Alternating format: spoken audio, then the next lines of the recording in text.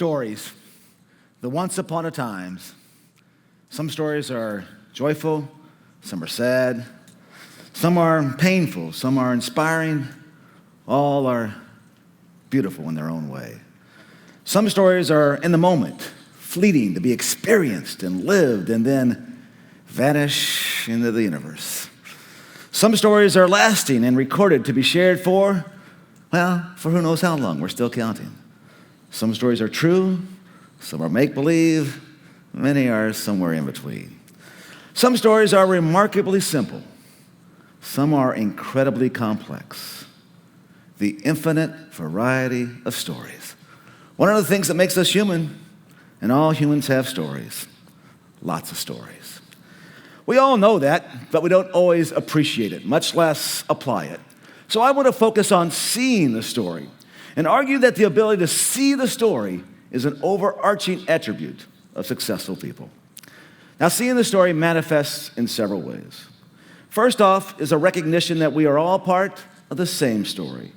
And with that comes the responsibility to care for others. It's an outward look and a focus on the community. We have stories to listen to, stories to understand. Listening to everyone's story is a good place to start building relationships. And I'm a big believer in the power of relationships. Knowing how to build good relationships is essential for successful people. Good relationships that are built on trust. Good relationships that are built on respect. Good relationships that are built on empathy. Good relationships lead to partnerships. And partnerships lead to joint visions lead to universal buy-ins, and universal buy-ins lead to accomplished goals. But the story to the goal starts with a relationship. Few careers, or career paths for that matter, operate in isolation. We need others. We need teammates. And notice I'm saying teammates, not fellow group members. Teams are dynamic and evolving. Everyone is contributing. A team resolves problems constructively, with everyone harmonizing their thoughts and talents with everyone else's. A successful team also improves everyone's self-confidence because every voice is heard and respected. We can't be afraid to water the strengths of others, to draw out others' unique strengths with honest critiques that expect the same to be done for us. Partnering relationships come from having a strong, confident sense of self. Others aren't the enemy. They aren't a foe to be overcome. They're an ally in the process. Good relationships are also built on inclusion because some relationships, some people's voices, some people's stories need nurturing. We spent too much of our history thinking only certain voices matter. And now is the time to amplify some of those previously ignored voices. We haven't spent enough time listening to everyone. And I don't know a single great relationship that doesn't have listening as a major component. We need to think about relationships more. And maybe we need to think about how to teach relationships as part of seeing how our stories are intertwined with the stories of others.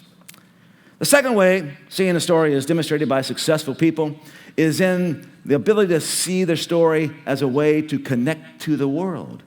We have stories to engage with. Anyone can fish, right? Drop a line in the water. But successful fishers understand the story of the particular fish they're going after. They understand what it is most likely to bite on, when it is most likely to bite, where the fish is most likely to be, and why the fish might bite on their line instead of their fishing buddies. Who, what, when, where, why. Elements of a story. Math isn't just about numbers. It's the story of the connections between the numbers. Art isn't just about colors. It's the images those colors paint and the stories they tell in people's imaginations. Stories of history just can't live in the past. We need to be able to see how those stories affect today and tomorrow. Attorneys tell the stories of their clients. Doctors listen to the stories of their patients. Salespeople convey the story that their product will save time or make life better. Stories, they form the fabric of our lives. I'm a journalist by trade, and now I teach journalism. One of the suggestions I give young journalists is to find the story. Facts are facts, and facts are the most important. But people relate to other people on a whole other level. Find the story behind the facts, I tell my students. Find the story that illustrates the facts. Find the story that breathes life into the facts. Don't just tell me, for example, that some healthcare workers are heroes in our COVID era. Tell me the story of Terry, who missed their child's 7th birthday party to stay with a dying patient who had no one else to hold on to. The details of a story are important. They add flavor to the soup. If I were to ask you to tell me about your pet, you would probably start by saying, well, their name is the name. It adds a detail, helps us understand just a little bit more about your pet and you. Now, we can't care about everything. We can't connect to everything. We can't see the story in everything. But we need to care about some things. It's important. That emotional investment spurs so much of what makes days worth living. People don't just work long and hard hours to make money. At least I don't. And I hope others enjoy the story of their work as much as I enjoy the story of mine. But to focus just on the money aspect. If putting money in the bank is your only goal, your excitement and dedication won't last long. It's what you can do with that money. Provide for your family, help others, take that trip, drive that car, eat that food, retire with that standard of living. It's the story of the money that makes the paycheck meaningful. The final way I think seeing the story is an important attribute for successful people is in the ability to see their own story and believe in its possibilities. We have stories to write. Successful people, they dream big. They dream of fanciful lives, full of adventures, full of love, full of friends, full of caring for others, full of joy, full of serenity, full of career, success, however they might define it. Or they don't. Dreams, like stories, come in all shapes and sizes. But no matter the dream, with it comes the responsibility. To continue with our story analogy, we can't skip pages. A plot can't have holes in it. The road is paved with the hard work of building a foundation and adjusting to the twists and turns of every chapter. Successful people know how to handle disappointments because every story has them. Know how to overcome fears because every story has them. Know how to manage victories because they are part of every story too. Successful people own their stories. They understand that they are primarily responsible for writing it. Yes, I understand the playing field is not level and much work needs to be done to make it more equitable and fair, but successful people do things intentionally. They are focused and don't just drift along on the winds and whims of fate.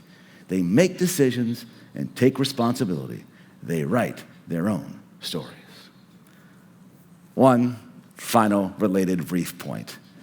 Successful people also need to know that someone else believes in their story too. And this ties back to relationships and maybe the most important takeaway from this talk. Successful people surround themselves, not with yes people, but with yes you can people. And in many ways, I see that role as my story, being one of those yes you can people. As a teacher, as a professor, getting students to believe in themselves as much as I believe in them. You know, our stories have probabilities and possibilities. And the probabilities will always outweigh the possibilities. But the possibilities will always outnumber the probabilities. I want to open students' minds up to the possibilities. I hope I'm successful at it. Because my story is just one of the stories out there that all of us can listen to and understand, can engage with, and can write. Stories are powerful and magnificent things, and successful people can see them.